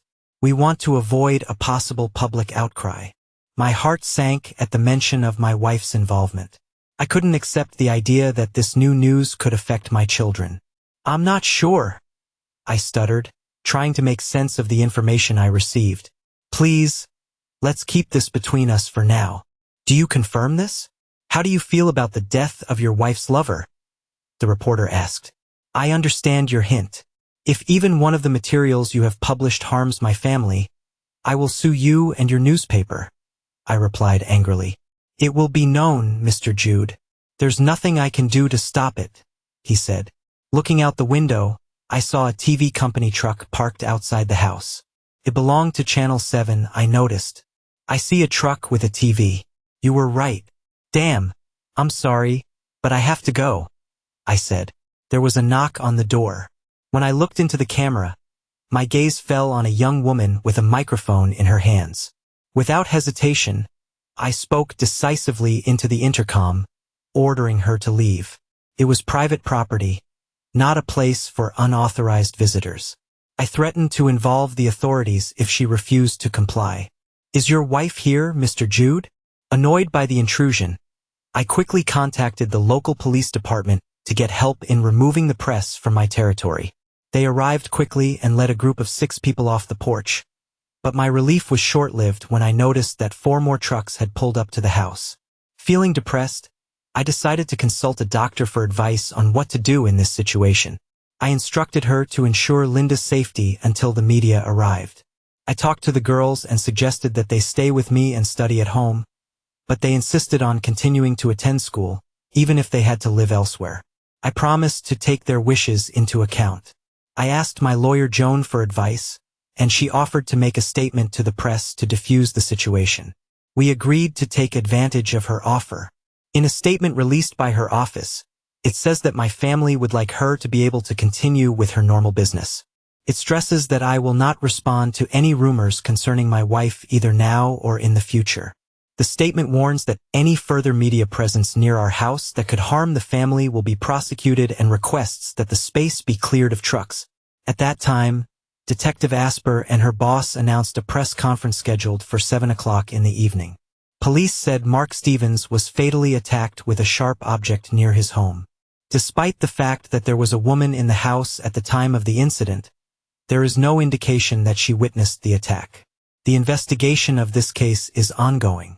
Detectives are investigating whether the woman is married and whether her husband could be a potential suspect. Detective Asper stated, "Given that her name is known to the public, it can be assumed that she is married, but as part of our investigation, we have thoroughly checked her husband. There is no evidence linking him to the attack. It looks like he was at home all night, far from the scene of the accident." A reporter asked if married women and their husbands were involved. "We have verified the allegations that Mr. Stevens frequently harassed married women and have concluded that these allegations are not unfounded," the detective replied. "Several married women were taken away by him in front of their husbands, which forced us to conduct an additional investigation." Chief Johnson abruptly ended the meeting, saying that there was nothing more to discuss at the moment. "If there is any news before Wednesday's briefing, we will be notified." The police quickly left when the room was filled with screams. "I have arranged with the girls' school to have their assignments sent here or transmitted over the internet in the coming days. I also warned Linda's parents about the media attention. Although no one has arrived yet, they also disappeared from our neighborhood." The following Tuesday, the doctor called and said that Linda was beginning to show signs of improvement and that the authorities were on her side. I quickly informed her parents, who immediately gathered the girls to take them to the hospital. Upon arriving at the scene, we saw that the police were already leaving. Detective Asper said she would like to talk to me after meeting with Linda, to which I agreed. Linda still seemed to be in a daze, even though she greeted the girls with a smile and hugged them. She avoided looking me in the eye. The girls told her about TV shows and school, but Linda soon fell asleep. The doctor advised her to rest, so the parents chatted with the girls outside, and I went to talk to Detective Asper. "Her condition seems to be improving," Asper commented. "Maybe, but I'm not really sure." I asked if they planned to take her home as soon as she regained consciousness, and Asper offered to give her time to recover. "I think she could use a break," he advised. "What consequences can she expect other than what happened? It's not about the consequences but about honor and trust. I will never trust or respect her, and maybe she'll never respect me either," I replied. Asper chuckled. "She may be afraid of you. She may not trust you," he suggested. "You're just trying to trap me. You know that I did not take part in the attack on Stevens," I replied. "I am aware of your military background," Asper concluded. "I knew about your impressive reputation in the service, so maybe an ordinary person couldn't do it, but I believe you can," he said. "But I did not commit this act," I repeated. "We have surveillance footage from the Stevens house for security purposes," Asper shared. "It doesn't concern me. I wasn't there at the time." "Goodbye," I replied. The statement looked threatening. In the following days, Linda gradually returned to her usual routine. I continued to drop the girls off daily, but I didn't stay with them in the ward. Linda's discharge was scheduled for the 4th day. She asked to speak to me alone, and I escorted the girls out of the room. "I'm sorry for putting you in such an awkward position," she apologized. I knew that her apologies would not change the situation. The humiliation of having these events featured on the national news was too much for her. "I just want to go home when I'm discharged this afternoon," she said, sitting down on the bed and looking towards the armchair. "Can I go home knowing that the media is watching us? I cannot accept that the girls' lives will be even more overshadowed. Maybe I'll find a way to escape unnoticed," she suggested. While I was silently looking at her, she did not take her eyes off the ground. "You've always managed to slip away," I said. Without raising her head, she replied, "I'll alert the guards." Reluctantly, I admitted, "I might not want to be around you, but circumstances don't seem to leave me a choice. My main task is to protect you from harm.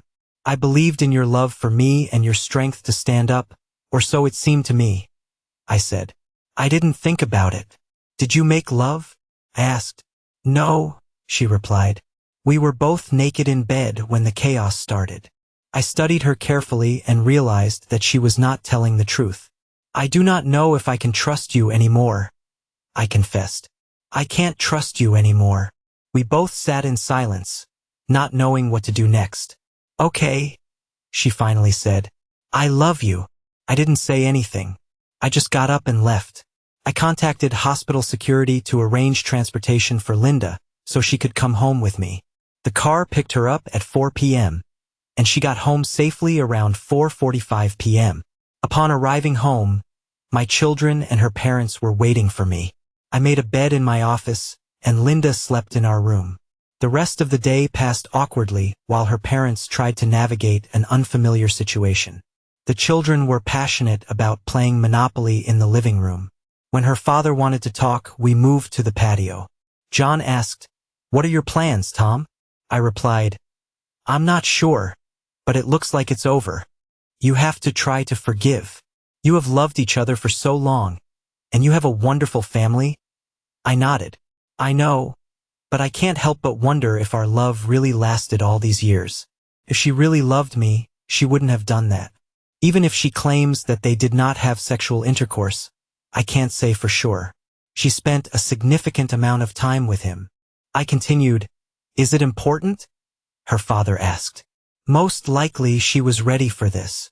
It's obvious," I replied. "But things could have turned out differently if I hadn't taken precautions. She could have been sick or pregnant. This possibility did not suit him. She can stay here for now, but perhaps in the near future, it is worth thinking about alternative options." We went back inside and ate pizza together. Her parents went home.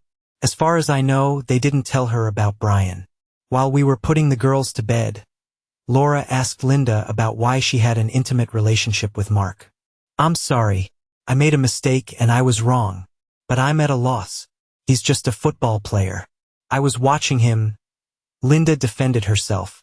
"Is he not our father?" the children asked. "No, not your father. I will talk to you about him later when I have more information," she replied. After the girls fell asleep, Linda went downstairs to the kitchen. I followed her about 10 minutes after that. While I was waiting, I called my friend who works as a public defender and asked about the autopsy report. He said it was a public document, and I asked him to get it if possible. Linda decided to drink Pepsi instead of alcohol, as it was not recommended due to the risk of relapse. She asked if I was staying in our room, to which I replied that I would sleep in the study. I assured her that she could come at any time. Right now, I'm not sure about the future of our relationship, given everything that has happened this week. I went to my office and got into bed. My sleep was restless, and I woke up at 5 o'clock in the morning. Having brewed fresh coffee, my friend sent me a copy of Stevens's autopsy report. I studied it carefully, focusing on assessing the damage, which showed traces of ejaculate and female secretions. The samples were sent to the laboratory for further analysis. Obviously, Linda wasn't being truthful about their intimate contact. I've always doubted it because of the time she was there for about 2 hours before the crime occurred. After she finally came downstairs, I took the girls to school, trying to make everything as casual as possible, but they looked a little depressed. I've been weighing my options for a long time. If it wasn't for Linda's illness, I would never have allowed her to return to the house. But there were also advantages to letting her stay. For example, it was possible to make life easier for the girls if the situation improved. When I got home, a TV truck pulled up, and a young woman got out and started yelling at me about Linda and whether I had forgiven her. I just smiled, waved, and warned her not to enter our territory. Inside, Linda greeted me with freshly baked cookies, which I gladly accepted. When we sat down at the table to enjoy the treat, I couldn't help but notice another TV truck parked on the street. I couldn't help but wonder what they needed. They have already revealed my name and my actions in his house. Can they cause even more harm? I looked at her, considering our next steps as a couple. "I need you to document what happened last Friday, starting from the moment the idiot approached us and ending with how you were hospitalized. Take your time, but please do it quickly if you can." If it's too painful, feel free to skip this part and come back to it later. I will do my best to deal with it, I said. Why should they care about my cheating? I haven't been home for a week, Linda asked. She took sick leave for this and next week to give herself time to rest at home. I went to see her when she was sitting at her desk in the bedroom and typing on the computer. I decided to leave her alone and went to my office to focus on studying the autopsy materials. I knew I'd get the test results eventually, but it would take a few days. It was noticeable that Linda was trying to behave normally around me. I couldn't get rid of the feeling that she had questions about the events that had happened. For the next 2 days, our daily life went on as usual until I finally got the test results. The DNA and sexual fluids found belonged to Linda, which indicated that she most likely lied about her intimate contacts. I was anxiously waiting for her to answer this question, but I couldn't imagine how to continue living in our marriage. In the evening, Linda came into my home office when I was finishing work. She handed me the text of the printout. When I read her words, my heart sank. "Tom, please forgive me for a moment of weakness," she wrote. She went on to describe how Mark asked her to dance and how she couldn't resist his charm and reputation. The way he held her during the slow dance made her feel powerless, and she admitted that she would have given in to him then and there. She couldn't explain why he seemed so irresistible to her, but the truth was undeniable. He told me to leave unnoticed through a side exit and promised to take me to his house. He assured me that I would have the most incredible intimate contact of my life. I believed his words. After the dance was over, I turned to our table and found that you were not there. I agreed to accompany June to the women's bathroom. When you came back, I noticed that you were visibly upset. I thought that you would calm down with time, but the desire to get Mark overcame all my fears. I went out the side door and we drove to his house. As soon as we entered the house, he kissed me passionately. I was knocked down when he carried me to his bed. Our lovemaking was intense and passionate, but when we reached the peak of pleasure, a sudden sound ruined the moment. Car alarm howled outside. He quickly put on a robe and rushed out into the street, telling me to stay where I was. Looking out the window, I saw a shadowy figure in black clothes disappear, jumping over the fence. Worried, I grabbed my robe and hurried downstairs to find Mark lying on the driveway. In shock and horror, I knelt down next to him, my heart pounding with fear and confusion. I was in a daze, completely shocked and discouraged. I couldn't get rid of the guilt as if I was guilty of a perfect sin. The police arrived, and the next thing I knew, I was in the hospital. I am truly sorry for everything that has happened. I love you, and I can't explain why I did what I did. Linda's tear-stained face loomed over me as she said, I spent the whole night drowning in my grief, mourning the end of my marriage and the inevitable changes in my family. I hated you, but the police inevitably informed you of my presence. They have surveillance footage as evidence. When I asked, they only said that I think Stephen got what he deserved. I told Linda, "No, Tom, he didn't deserve what happened to him. He was a good man," she replied. "Didn't he ruin our lives?" I asked. "Tom, please stop." She began to defend herself. "Why should I do this? I need you to understand that I will never have the same feelings for you again. Maybe I won't be able to love you at all." I interrupted her. "The woman you married would never have done what you did. Was it worth it?" I asked. "Was the fleeting pleasure of an affair worth the irreversible consequences? What have I lost?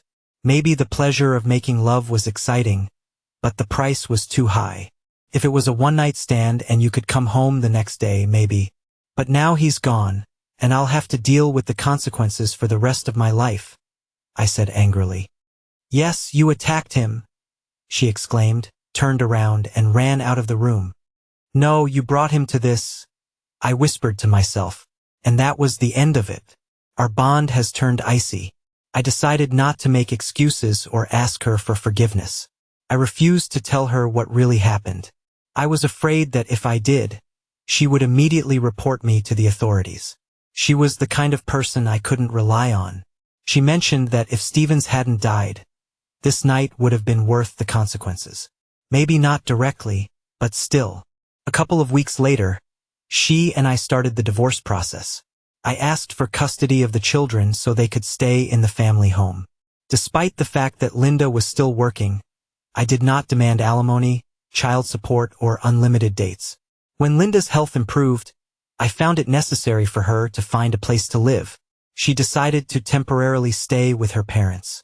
I personally delivered the legal documents to her at their house. Shortly after that, I was contacted by her father, who expressed a desire that I take the documents since Linda is in a state of despair. I was firmly convinced that Linda needed to go to a lawyer and resolve the situation properly. Although her father was upset, I didn't know who his anger was directed at. He asked me how the dates were going, and I informed him that she could come any night and stay until the children fell asleep. Linda arrived the next day at 5 o'clock in the evening. I made macaroni and cheese for dinner, and we enjoyed eating with the girls.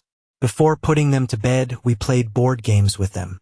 After that, Linda expressed a desire to talk, but I was not up to it. "We have to deal with this, Tom. It won't do the girls any good if we live separately," she said. "They'll have to adapt," I replied. "You can find a place where we can meet to discuss this. The sooner we get divorced, the sooner we can arrange dates," I said. "I really don't want this divorce. I know I've ruined everything. It was a huge mistake, but I still love you," she replied. "We can't stay married after you cheated on me. Let's just forget about it," I said. Linda started crying. I couldn't help but feel sorry for her, but it wasn't enough to influence my decision. "We're done," I told her. When the divorce was finalized, we managed to agree on joint custody of the girls, and Linda found an apartment for them with a spacious second bedroom. Our relationship became remotely friendly, and we focused on the well-being of our daughters. About 4 months later, I started dating again. A rumor spread among our friends and colleagues that I was single, and it seemed that I was attracting the attention of women from our social circle and from work. I invited many women to my house for the night, but the relationships did not last long with any of them. Despite this, the physical intimacy we shared was often satisfying and sometimes exceptional. I deliberately tried to avoid communicating with married women, although some of them showed interest in me. After reflecting on my actions, I came to the conclusion that it was morally wrong. Linda, on the other hand, struggled with her personal problems. To cope with them, she took antidepressants and often slept to escape from her problems. Despite the difficulties, she managed to carry out her work duties and assignments.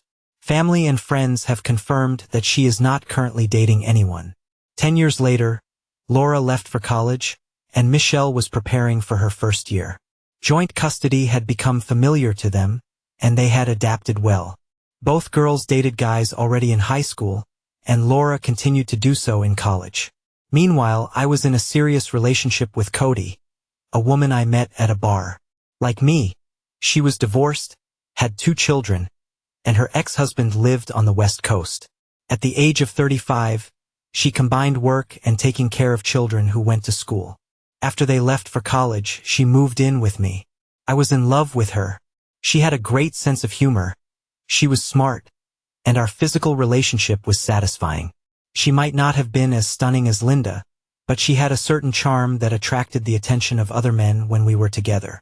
At the very beginning of our relationship, I told her about the controversy surrounding the mysterious death of Mark Stevens, but I never revealed the details of how he died. In the end, the hype subsided, and no one was ever brought to justice.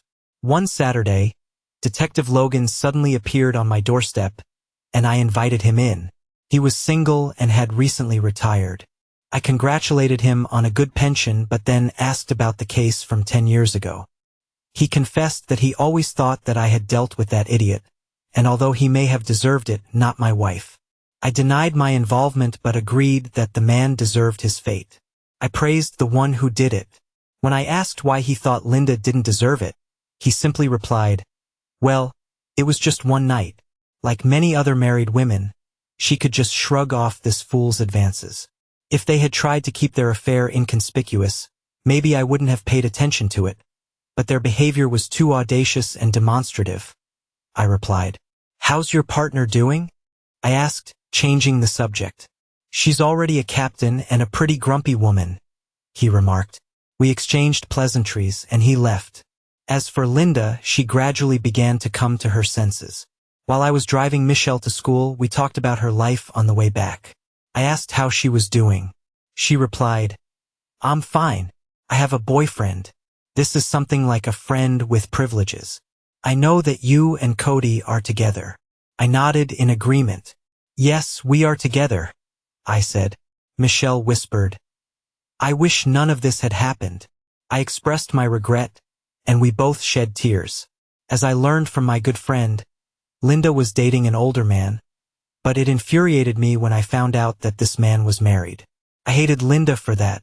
She ruined our marriage, and now she wanted to ruin another one.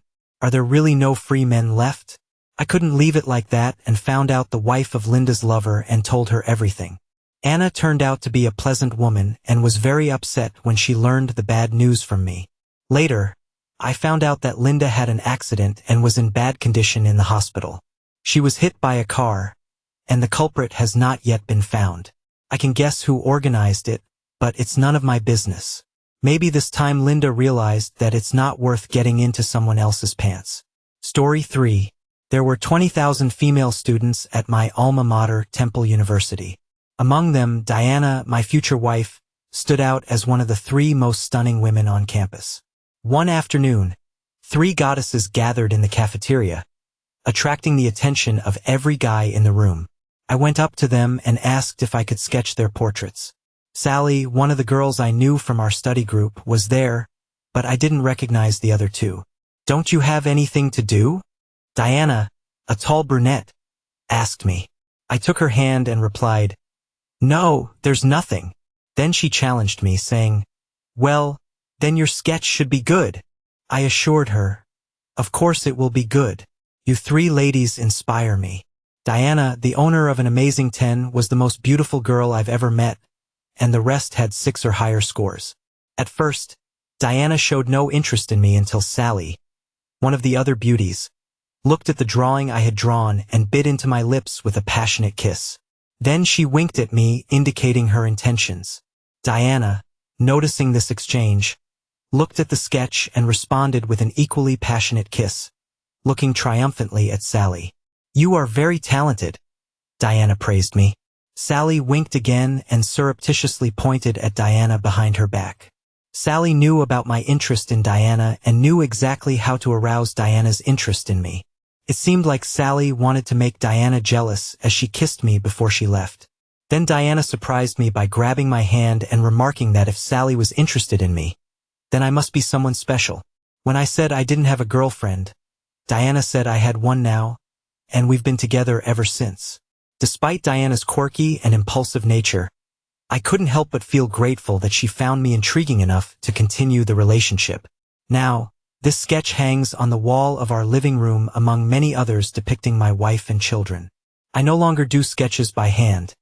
Instead, I use a computer and have a good command of technology. At first, my wife was perplexed about what she saw in me, but I soon realized that she was especially harsh towards those who tried to communicate with her. It was only years later that I found out that she belongs to the autistic spectrum. Namely, she is diagnosed with Asperger's syndrome. Even though I knew I wasn't her first preference, I was the only one who could tolerate her occasional insults, waving them off with humor. Despite the fact that she insulted all the guys who were interested in her and didn't understand why they were leaving her, we started dating at 18, got married at 21, and had our first child at 24. We moved to Los Angeles by the age of 26. My wife had a tendency not to say more than she needed to because she understood that most of her words were unintentional insults that she had difficulty controlling. It wasn't until we got married that I realized she was also struggling with depression. She often had prolonged bouts of crying that lasted for hours. I comforted her by hugging her and assuring her of my love for her and our children, which sometimes helped ease her pain. A wiser person might have decided to leave her in such circumstances, but my love for her and our children was too strong for me to leave them. Although some children can succeed after their parents divorce, I have not yet seen such cases. It's worth noting that she was not only the most beautiful woman I've ever met, but also the most beautiful woman I've ever known. There were nights when I didn't sleep, admiring her beauty and feeling grateful to heaven for blessing me with such an amazing wife. Perhaps it can be considered superficial, but it was a sincere expression of my love and admiration for her. I found that the harder she worked, the happier she became, whereas for me it was the other way around. Together we founded a thriving advertising agency in our senior year. I focused on the creative aspects and my wife did the rest. Our partnership has been incredibly successful. Having bought a house in a transitional area with a risky reputation for a song, we devoted years and every extra penny to its repair. We added a media room and a weightlifting gym, which I used almost daily to stay in shape. To keep my wife, I had to be with her all the time because men were constantly pestering her. We spent all our time together, working and living under the same roof, and I treasured every moment. Diana had a hard time making and maintaining friendships, and I did my best to be her constant companion. Suddenly, 25 years have passed, and our third child was born. But then everything changed for the worse, taking me by surprise. My wife's life was changing, and one day, with tears in her eyes, she confessed to me that men no longer paid attention to her and did not flirt with her as before. She longed for the worries and experiences that she had missed, feeling a deep need for them every day. Looking at herself in the mirror and seeing the wrinkles on her face, she cried. Despite my assurances that she was still beautiful to me, she complained that we got married at such a young age, believing that she had missed out on so many joys in life. I reminded her that she had also avoided heartache and the potential health risks of dating and relationships. My wife has always been faithful to me despite the advances of other men, and her loyalty has served as a source of strength for my mental well-being. Everything changed when my wife struck up a friendship with Carol, the woman with whom we drove to our youngest son's elementary school. I was thrilled that my wife had found a friend, especially since Carol was a real estate agent. But I didn't know that Carol's husband, Barry, was a divorce lawyer who used his wife to ruin the marriages of women she was friends with. In return, Carol received a listing and commission for the sale of divorced women's homes. My wife kept repeating Carol's claims, constantly making comparisons between me and rich and successful Barry. She began to criticize me for working hard and earning little, despite the fact that I spent extra hours to support our two older children at Ivy League colleges. After paying for their education, we had very little money left, but the value of our house had skyrocketed and was now almost $2 million. Diana kept pointing out that Carol's husband could afford to buy her a Mercedes. They had a vacation home in Carmel, and they traveled a lot. It was terrible to feel inferior to my wife. I devoted 25 years to her happiness, and then I realized that she didn't give a damn about it. To make matters worse, she started going on dates with her friend Carol every Saturday night. During the first date, my wife, who suffers from Asperger's syndrome and has difficulty perceiving social cues, found out that Carol thinks Diana deserves someone better than me. Despite my resentment and disappointment, I remained silent and kept my suspicions to myself. I borrowed my friend's car and followed them for the next walk. As a result, they ended up at a club where they met a very attractive young friend of Carol's. He danced with my wife all night, making me angry and jealous. Instead of confronting them, I took some pictures and waited by my wife's car in the parking lot. If she had left with him, I was ready to confront and maybe fight with him. But fortunately, my wife and Carol left without him. With difficulty controlling my emotions, I quickly developed a plan. Fighting the mental pain and rage, I ran home before my wife and made a kettle for both of us. When she talked about her evening and admitted that she had danced with several men, I felt deceived. While remaining vigilant, I carefully observed her behavior. Flirting with another man seemed to ignite a passionate desire in her, and she continued to shower me with caresses all night long, leaving me completely delighted with her intensity. Throughout the week, she could be found in the backyard, quietly talking on her cell phone. I noticed some questionable purchases in our credit card account, and it turned out that she was buying risky style clothes that she was hiding from me. When the weekend came, she couldn't go to her usual bachelorette party because of car problems. I secretly disconnected the battery. I hoped that this forced stay at home would help her to distance herself from another man. Wanting to improve our relationship, I suggested that she enroll in a film course at a nearby college. I wanted to take my wife to watch films that hadn't been released yet. At first, she seemed interested, but the next day she suddenly changed her mind.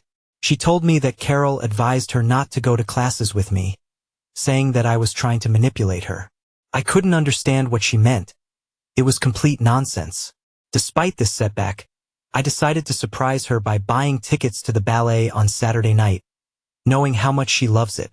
But she declined my invitation, choosing instead to go on a date with Carol. It was becoming clear that my marriage was in serious trouble. That week, my wife and Carol decided to visit the same bar again. My wife decided to sit next to the same man as before, and I sat at a distance but still within sight. To hide my identity, I put on a wig, hat, and sunglasses. Despite the fact that my wife doesn't really like to drink, she seemed to be making up for lost time that evening. As she got more and more drunk, her companion began to molest her, his hands exploring her thighs. Instead of resisting, my wife bent down for a kiss. It became clear to me that I had to put an end to the intense attraction she felt for this other man. I was thinking that a jug of beer could solve many life problems. At the table next to us, two intoxicated men who had run out of money were still thirsty. I made them an offer. I would give them $500 to buy 2 large jugs of beer, provided they accidentally spill one of the jugs on my wife. They agreed, and soon my wife was doused with beer, ruining her expensive clothes and shoes. Enraged, she cursed at the men and ran into the ladies' room to try to dry off. After leaving the restaurant, she walked alone to her car. I walked behind, trying to keep my distance. It was obvious that she had drunk too much as she was having difficulty keeping the car in one lane. Worried about her safety and the safety of other road users, I decided to call the police and report a drunk driver. I gave them the make of her car, the license plate, and the direction she was heading down Wilshire Boulevard. The police intercepted her, caught the smell of alcohol, and arrested her for drunk driving. I let her spend the night in the drunk tank, and the next morning, I bailed her out. I made sure to express my disappointment with her actions. I informed her that I would no longer help her and that the bachelorette parties were over. She agreed and claimed that I was controlling her and jealous of her friend Carol, accusing me of not wanting her to have fun. I stood my ground and told her that if she needed help, she could call Carol and ask for her help. When I was about to leave, she begged me, eventually bursting into tears and promising to end her evenings with Carol. Reluctantly, I released her from prison on bail. Although the bachelorette parties with Carol stopped, Carol continued to interfere in our marriage. She even invited us to dinner, but it was clear that there was an ulterior motive behind this invitation. She and her husband were delicately interested in my income and our net worth, as if assessing how much they could get as a result of the divorce. But they also had another motive to invite us to visit. Given my knowledge of computer graphics, they asked me to help fix their broken computer. I suggested that they continue to drink in the living room while I work in the office. After simply shutting down and turning on the computer, the problem was solved, as it often happens. Being naturally curious, I had a natural desire to delve deeper into the lives of those whom I considered opponents. It didn't take me long to discover her husband's financial records in his QuickBooks accounting program. To my shock, I discovered that for the last 5 years, he had been earning more than $500,000 a year, and in the TurboTax declaration, he reported to the tax service only about $20,000. I carefully printed out all the incriminating evidence and discreetly put it in my pocket. Underestimating my capabilities was a serious mistake. If I target you, rest assured you won't notice it, and in this case, these two people did just that. The night we left, the wheels of retribution had already begun to turn. When my wife mentioned that Carol had invited her to her vacation home in Carmel, California, for Labor Day weekend, I thought it was a great idea for her to relax a little. The next day, I decided to hire a private investigator to keep an eye on her during the trip, just in case. At the suggestion of a private investigator, I also purchased a burner phone so that in the event of a divorce, our relationship could not be easily traced. As a last gesture of disbelief, I put several dozen contraceptives in her luggage as a not-too-delicate message. My wife, carrying 2 heavy suitcases, tripped and fell, hitting her face on the steps and getting a black eye. The private investigator I hired followed her to her friend's house but called me and told me that instead of Carol's friend, she had picked up a man there. They didn't go north to Carmel as I assumed but drove 100 miles south. The man she was with turned out to be the one she was dancing with in the photo I sent to the private investigator. They found themselves in room 515 of the Laguna Beach Hotel. A private detective whispered to me about the presence of the police in a nearby hotel restaurant. He asked for my instructions. Remembering my wife's recent black eye, I told him to inform them that a woman working as an escort had been attacked in the room. I was hoping that the police would intervene before further harm was done.